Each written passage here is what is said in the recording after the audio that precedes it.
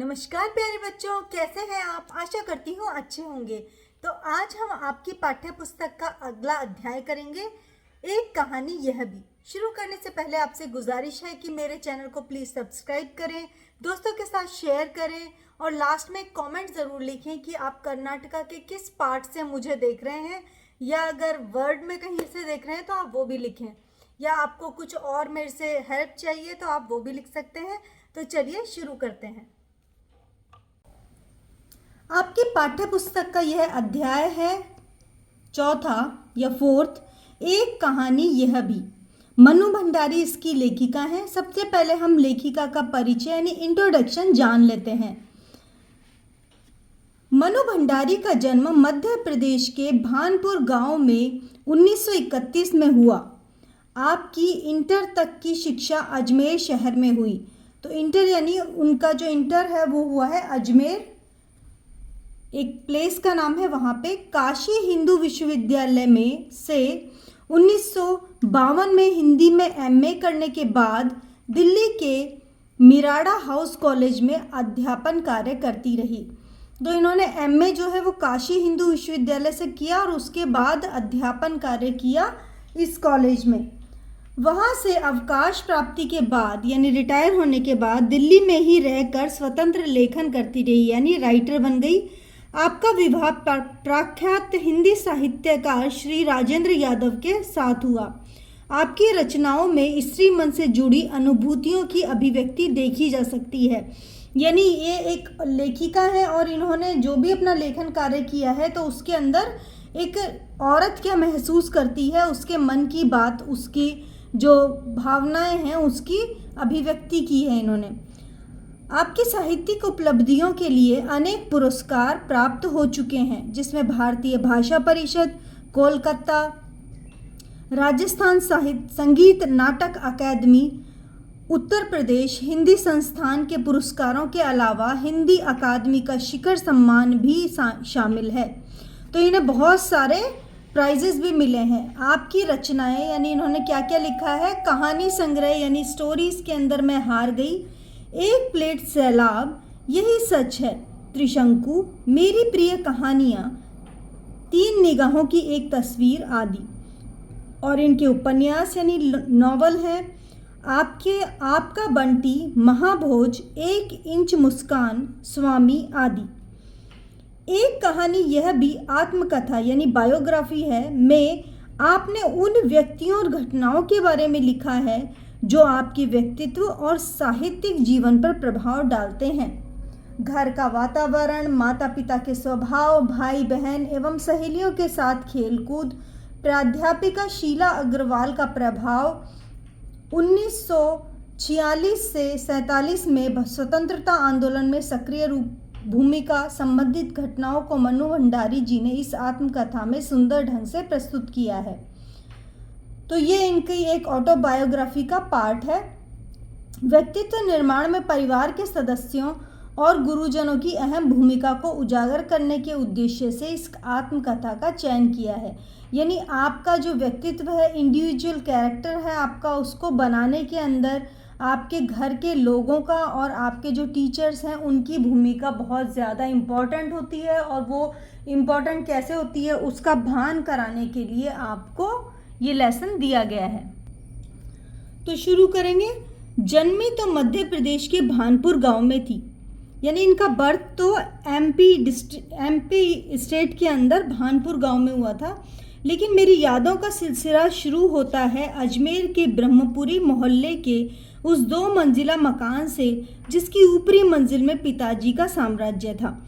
लेकिन उनका जो यादों का सिलसिला यानी वो थोड़ी बड़ी हो गई होंगी, तब वो अजमेर शिफ्ट हो गए। वहाँ पे ब्रह्मपुरी मोहल्ले कॉलोनी में वो लोग रहते थे, जिसके अंदर 2 स्टोरी उनकी बिल्डिंग थी, जिसके ऊपर वाले फ्लोर में उनके पिताजी रहते थे, जहाँ वे निहायत अव्यवस्थित ढंग से फैली बिखरी पुस्तकों, पत्रिकाओं और अखबारों के बीच या तो कुछ पढ़ते थे या फिर डिक्टेशन देते रहते थे। यानी उनके पिताजी जो हैं वो भी कुछ न कुछ लिखते पढ़ते थे।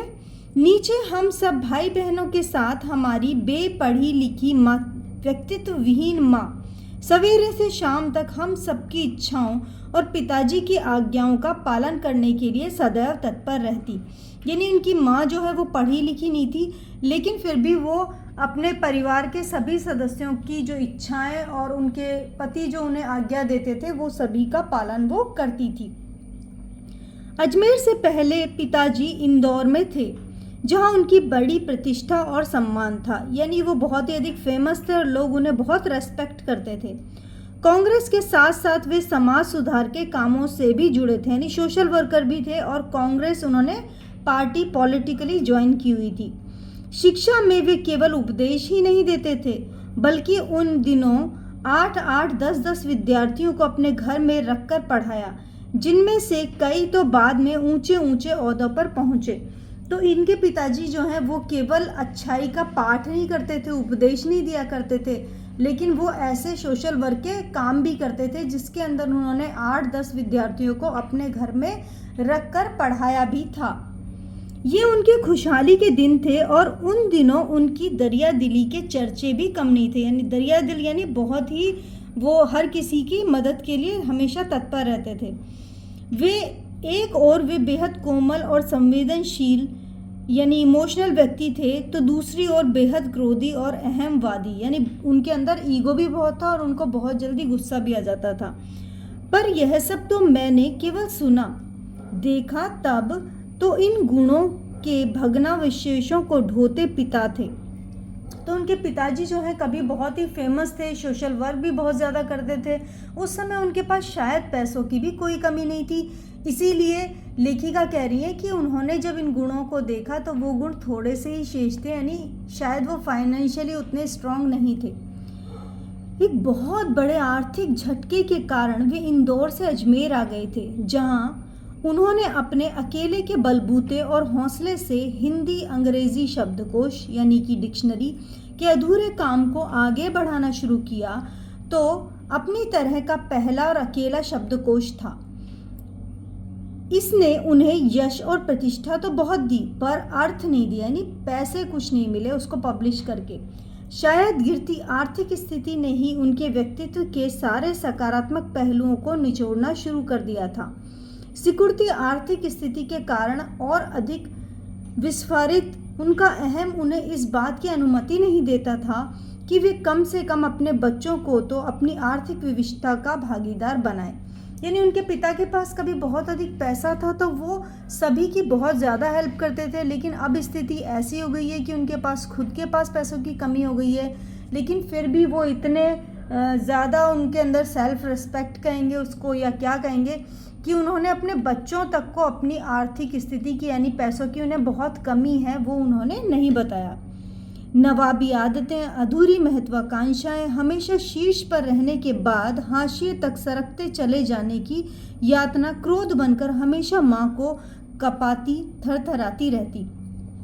उनके पिताजी जो हैं कभी बहुत ही अधिक फेमस थे, लोग उनको जानते थे, अब धीरे धीरे उनका जो महत्व है वो कम हो गया है। तो ऐसे में जब व्यक्ति बहुत अधिक फेमस हो जाता है और फिर धीरे धीरे वो लोग उससे किनारा करने लगते हैं, उससे मिलने वाले और बात करने वाले लोग कम हो जाते हैं, तो क्या होता है आदमी जो है वो फ्रस्ट्रेट हो जाता है, डिप्रेशन का शिकार होने लगता है। और ऐसे में उनकी माँ जो है वही उनके पिता का क्रोध का शिकार होती थी। अपनों के हाथों विश्वासघात की जाने कैसी गहरी चोटें होंगी वे जिन्होंने आंखें मूंद कर सबका विश्वास करने वाले पिता को बाद के दिनों में इतना शक्की बना दिया कि जब जब हम लोग उनकी चपेट में आते रहते थे। तो बाद में क्या है, उनके पिता जो हैं उन्होंने जिन लोगों पर विश्वास किया था उन्होंने उनका विश्वास तोड़ दिया होगा, तो वो बच्चों के साथ भी ऐसा ही व्यवहार करते थे। बच्चे शायद उनसे हमेशा डांट खाते रहते होंगे। पर यह पितृगाथा मैं इसलिए नहीं गा रही कि मुझे उनका गौरवगान करना है, बल्कि मैं तो यह देखना चाहती हूँ कि उनके व्यक्तित्व की कौन सी खूबियाँ और खामियाँ यानी अच्छाइयाँ और बुराइयाँ मेरे व्यक्तित्व के ताने बाने में गुथी हुई हैं, या कि अनचाहे कि उनके व्यवहार ने मेरे भीतर किंतु लेखिका बता रही है कि वो ये सब अपने पिता को याद इसलिए कर रही हैं, उनकी अच्छाइयाँ बुराइयाँ इसलिए बता रही हैं कि वो एनालाइज करना चाहती हैं कि उनके खुद के अंदर उनमें से कितनी अच्छाइयाँ या बुराइयाँ हैं जिन्होंने उनके इंडिविजुअल उनको इफ़ेक्ट किया है। ग्रंथियों को जन्म दिया। मैं काली हूँ, यानी उनका कलर जो है वो सांवला होगा, ब्लैकिश होगा थोड़ा। बचपन से ही दुबली और मरियल भी थी, यानी बहुत ही वीक थी। गोरा रंग पिताजी की कमजोरी था, सो बचपन से ही मुझसे 2 साल बड़ी, खूब गोरी, स्वस्थ और हंसमुख बहन सुशीला से हर बात में तुलना और फिर उसकी प्रशंसा ने ही क्या मेरे भीतर ऐसे गहरे हीन भाव की ग्रंथि पैदा नहीं कर दी है कि नाम, सम्मान और प्रतिष्ठा पाने के बावजूद आज तक मैं उनसे उबर नहीं पाई हूँ। यानी बचपन में उनकी जो बहन थी वो बहुत ही सुंदर और गोरी होगी उससे, और उसकी हेल्थ भी अच्छी होगी, जबकि लेखिका जो है उनका कलर जो है वो कह रही है कि मैं काली थी और बहुत ही वीक थी। तो इसीलिए उनको ऐसा लगता है कि उनके पिताजी जो हैं वो बहन के साथ उनकी तुलना करते थे और फिर उन्हें नीचा देखने जैसा उनको एहसास होता था शायद, और इसीलिए आज जब वो मान और प्रतिष्ठा भी पा चुकी हैं तब भी वो अपने आप को शायद उस लायक समझने में उन्हें तकलीफ हो रही है। आज भी परिचय करवाते समय जब कोई कुछ विशेषता लगाकर मेरी लेखकीय उपलब्धियों का जिक्र करने लगता है तो मैं संकोच से सिमट ही नहीं जाती, बल्कि गढ़ने को आती हूँ। शायद अचेतन मन की किसी परत के नीचे दबी इस हीन भावना के चलते ही मैं अपनी किसी भी उपलब्धि पर भरोसा नहीं कर पाती। सब मुझे तुक्का ही लगता है।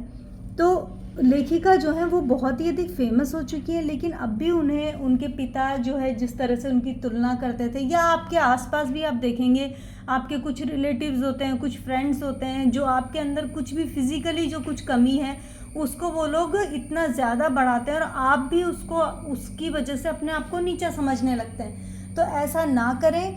आपकी उपलब्धियां वो होंगी जो आपको औरों से अलग बनाती हैं, वो आपकी उपलब्धियां हैं। आप उनके ऊपर गौर ना करें जो आपको नीचा दिखाने की कोशिश कर रहे हैं। पिताजी के जिस शक्की स्वभाव पर मैं कभी भन्ना जाती थी, यानी गुस्सा हो जाती थी, आज एकाएक अपने खंडित विश्वासों की व्यथा के नीचे मुझे उनके शक्की स्वभाव की झलक सी दिखाई देती है। यानी वो अपने अंदर भी उस भाव को महसूस कर रही हैं। बहुत अपनों के हाथों विश्वासघात की गहरी व्यथा से उपजा शोक। होश संभालने के बाद से ही जिन पिताजी ने किसी न किसी बात पर हमेशा मेरी टक्कर ही चलती रही, यानी हमेशा उनके पिताजी से उनकी लड़ाइयाँ होती रहती होंगी, वे तो न जाने कितने रूपों में मुझ में हैं। कहीं कुंठाओं के रूप में, यानी कोई गिल्ट है, कहीं प्रतिक्रिया यानी कि आप कुछ रिएक्ट करते हैं, मैं उनकी प्रतिछाया के रूप में, यानी वो रिएक्शन जो देती हैं वो भी उन्हें लगता है कि उनके पिता की ही कॉपी कर रही हैं वो। केवल बाहरी भिन्नता के आधार पर अपनी परंपरा और पीढ़ियों को नकारने वालों को क्या सचमुच इस बात का बिल्कुल एहसास नहीं होता है कि उनका आसन्न अतीत किस कदर उनके भीतर जड़ जमाए बैठा रहता है। समय का प्रवाह भले ही हमें दूसरी दिशाओं में बहाकर ले जाए, स्थितियां दबाव भले ही हमारा रूप बदल दें, हमें पूरी तरह उससे मुक्त तो नहीं कर सकती। मतलब हमारा जिस तरह से हमारा विकास हुआ है या हमारी परवरिश हुई है वो हमारे अंदर रहेगी, क्योंकि ये ह्यूमन नेचर है और यही नेचर है कि हम जो है बचपन से ही दूसरों को देख कर ही सीखते हैं। तो हमारा जो भी नेचर होगा वो हमारे आसपास के लोगों से प्रभावित हमेशा रहेगा। तो यहाँ लेखिका का नेचर जो है उनके पिता जैसा लगता है उन्हें। पिता के ठीक विपरीत थी हमारी बेपढ़ी लिखी माँ, यानी पिताजी से बिल्कुल अपोजिट थी। धरती से कुछ ज़्यादा ही धैर्य और सहनशीलता थी शायद उनमें। पिताजी की हर जाति को अपना प्राप्य और बच्चों की हर उचित अनुचित फरमाइश और जिद को अपना फर्ज समझकर बड़े ही सहज भाव से स्वीकार करती थी। यानी उनके पिताजी अगर उन्हें कुछ भी डांटते थे, फटकारते थे, कुछ भी बोलते थे, तो सोचती थी कि ये तो मेरे लिए ही है प्राप्य, यानी मुझे ही प्राप्त होने वाला था। और बच्चों की फरमाइशें और बच्चों के भी नखरे सारे अपना फ़र्ज यानी ड्यूटी समझकर करती थी। उन्होंने ज़िंदगी भर अपने लिए कुछ मांगा नहीं, चाहा नहीं, केवल दिया ही दिया। हम भाई बहनों का सारा लगाव माँ के साथ था, लेकिन नियति असहाय मजबूरी में लिपटा उनका यह त्याग कभी मेरा आदर्श नहीं बन सका। न उनका त्याग, न उनकी सहिष्णुता। खैर जो भी हो, अब यह पैतृक पुराण यहीं पर समाप्त कर अपने पर लौटती हूँ। तो उनकी माँ जो है वो बहुत ही अच्छा नेचर था, हमेशा दूसरों की हेल्प करती थी, घर वालों के प्रति हमेशा। लेकिन लेखिका कहती है कि उनके नेचर का मेरे ऊपर कोई प्रभाव नहीं पड़ा। तो ये और ह्यूमन साइकोलॉजी है कि जो हमें अट्रैक्ट करता है हमें उसी का ध्यान रहता है, जो हमें अट्रैक्ट नहीं करता है चाहे वो कितनी ही अच्छी चीज़ हो, हमारा ध्यान उधर की तरफ नहीं जाएगा। 5 भाई बहनों में मैं सबसे छोटी। सबसे बड़ी बहन की शादी के समय मैं शायद 7 साल की थी, यानी 7 ईयर्स की थी। उनकी धुंधली सी याद ही मेरे मन में है। लेकिन अपने से 2 साल बड़ी बहन सुशीला और मैंने घर के बड़े से आंगन में बचपन के सारे खेल खेले। सतोलिया, लंगड़ी टांग, पकड़म पकड़ाई, काली टोली, तो कमरों में गुड्डे गुड़ियों के ब्याह भी रचाए। तो ये वाला जो वीडियो है ये थोड़ा सा बड़ा हो जाएगा, इसके लिए मैं इसका एक और पार्ट बनाऊंगी। तो अब मिलेंगे हम नेक्स्ट पार्ट में।